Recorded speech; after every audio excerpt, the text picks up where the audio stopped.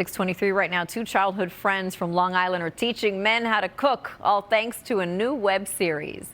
What's up, everybody? We're back with another episode of Foods and Dudes. Yes, sir. Very excited. Let's go, baby. Season 2 is awesome. It's called Foods and Dudes, all about turning the tables, getting more men into the kitchen.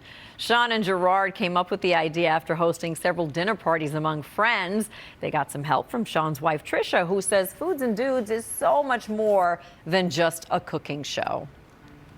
We say it's cooking, it's culture, it's conversation. They are now learning something completely new, completely different. So long are the days of the women being in the kitchen only, making all the food. These guys are actually rolling up their sleeves and learning something. We love it. Shawn and Gerard were also able to catch the attention of casting directors from Peacock's Baking It.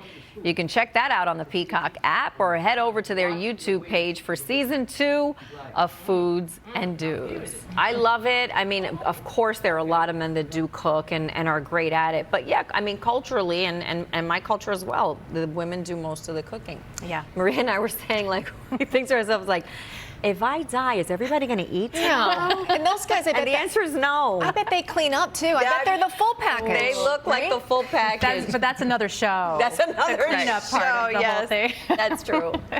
All right, lots of warm comfort food